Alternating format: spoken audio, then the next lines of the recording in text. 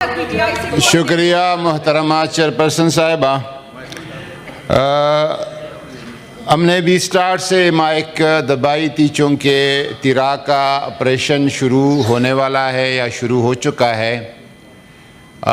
ML वली ख़ान ने उसकी तरफ निशानदेही की और मैं गुजारिश करूँगा कि कराची में जो सानहा हुआ है वहाँ तो आग लग गई, शॉर्ट सर्किट की वजह से या किसी इंसानी गलती की वजह से तिरा के इलाके में आग लगाई जा रही है और वहाँ से एक बहुत बड़े लार्जर स्केल पे सैकड़ों मुरब्बा किलोमीटर के एक एरिया को एक प्लेन के ज़रिए से वहाँ से निकाला जा रहा है और ऑपरेशन के नाम पे जो अमल शुरू है, कानून का तकाजा ये है कि सूबाई हुकूमत को ऑन बोर्ड लिया जाए।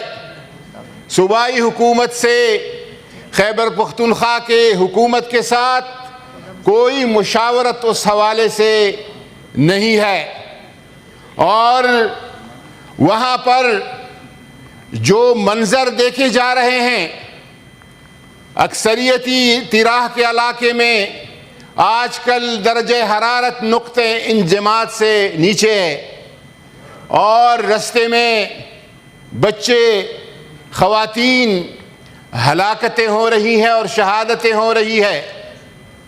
सूबाई हुकूमत, वज़ीर आला खुद 3 दफ़ा उस एरिया में गए हैं और कराची का हाल अहवाल भी पता करना ज़रूरी होता है, कराची में जो कुछ हो रहा है और लाहौर में जो कुछ हो रहा है। लेकिन उधर चले गए, पार्लियामेंटेरियन के साथ चले गए, पब्लिक कैपेसिटी में।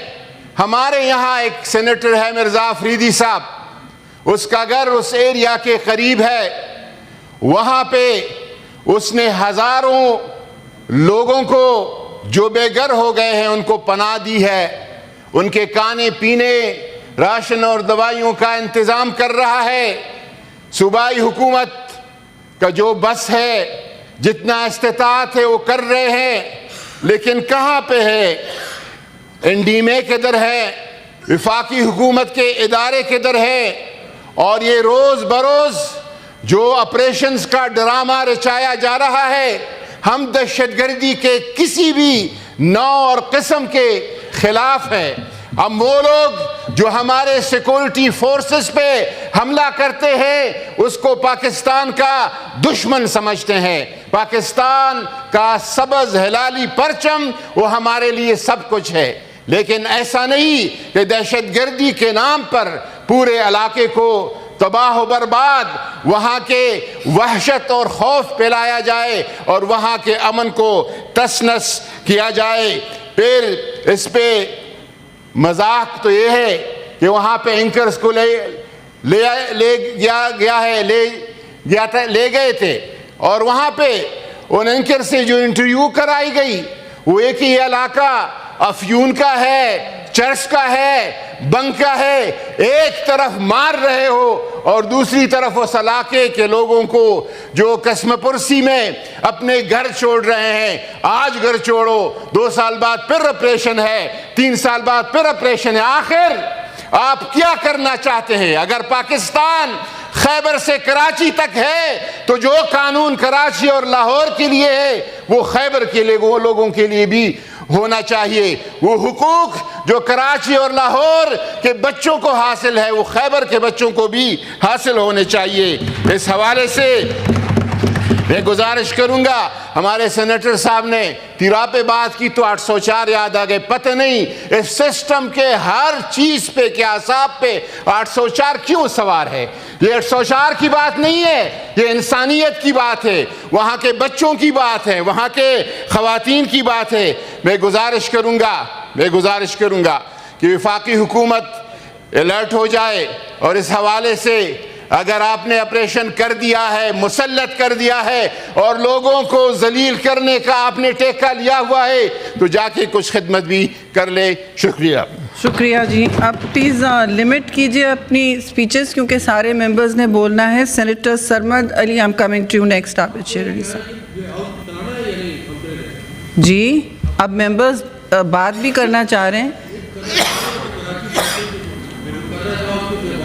इसके बाद इसके दो तीन स्पीकर्स ले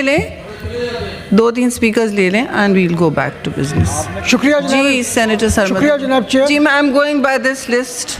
हाँ, शुक्रिया मैडम चेयर। मेरा ताल्लुक़ क्योंकि कराची से है, इसलिए जो हफ्ते के रोज़ से कराची में जो गुल मौसम साहब, अगर इजाज़त हो मैं बात कर लूँ? मौसम साहब उनको बात करने दीजिए, आप अपने टाइम पे कर लीजिएगा ना, आप कर लीजिएगा, बिल्कुल बिल्कुल। मैडम चेयरमैन शुक्रिया। मेरा ताल्लुक़ क्योंकि कराची से है, तो ऑब्वियसली जो कराची में ये सानिया हुआ है उसका जितना दुख कराची वालों को होगा शायद ही किसी और को हो, जितना सिंध वालों को, सिंध के लोगों को होगा शायद ही किसी को हो। लेकिन असल मसला जो है ना वो ये है कि हम इल्ज़ाम तराशी करने के अलावा कुछ नहीं कर रहे, पॉलिटिकल स्कोरिंग के अलावा हम नहीं चाहते कि कुछ हो। अभी अली ज़फ़र साहब ने भी कहा और कामरान मुर्तज़ा साहब ने भी कहा कि ये सिर्फ कराची का मामला नहीं, ये पूरे पाकिस्तान का मामला है। हर जगह जहाँ पे नक्शे बनते हैं वो पैसे देकर नक्शे पास करा लिए जाते हैं और कुछ पता नहीं होता कि नक्शे कितने हैं। अब अगर हम गुल प्लाजा ही की बात करें तो यहाँ पे जो नक्शा था वो 1021 दुकानों का पास हुआ था और 179 एक्स्ट्रा दुकानें जो थी, 179 दुकानें इसमें ऐड की गई, जो राहदारीज और जो पार्किंग स्पेस थी बेसमेंट में वहाँ पे बना दी गई। और जो बेसमेंट थी उसको जो पार्किंग थी उसको उठा के छत पे ले जाया गया बेसमेंट से। और ये जो प्रोजेक्ट था ना, ये 90s का प्रोजेक्ट था और ये 98 में तकरीबन कंप्लीशन इसकी हुई थी और एडिशनल जो फ्लोर्स और शॉप्स थी वो 98 में बनना शुरू हुई थी और 2003 में इन एक्स्ट्रा शॉप्स को KMC ने और कराची और सिंध हुकूमत ने इसको रेगुलराइज़ किया था। असल में सोचने की बात यह है कि ये जो चीज़ें इलीगल बनती हैं उनको रेगुलराइज़ क्यों कर दिया जाता है। इस वक्त ज़रूरत यह है कि कराची की जितनी पुरानी बिल्डिंग्स हैं जो 90s की हैं, 80s की हैं, 2000 में की दिहाई में बनी हैं, उन सब बिल्डिंग्स को, उन सब का बुरा हाल है। रिम्पा प्लाजा हो, ग्लास टावर हो, जो भी बिल्डिंग है उनका बुरा हाल है। वहाँ अंदर जाएँ तो आपका दम घुटता है, सांस घुटता है, जाके आपको समझ नहीं आती कि आप कहाँ जा रहे हैं।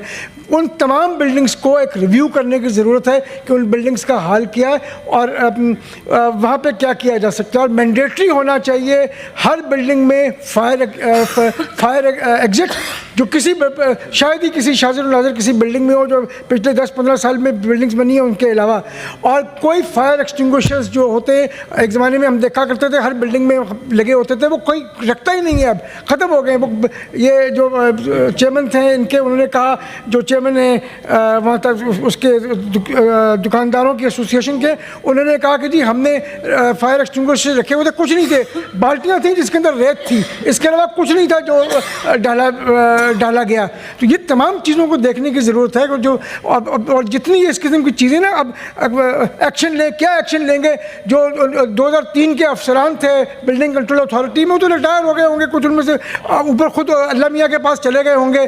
जो सियासत जो हुकूमत के वज़रा थे वो भी पता नहीं कौन होंगे और किस वक्त कहाँ होंगे। तो इनके ऊपर हमें सोचने की ज़रूरत है कि आगे ये चीज़ें ना हो। पीछे तो जो हो गया सो हो गया, आगे ये चीज़ें ना हो। थैंक यू जी। अब मैं 5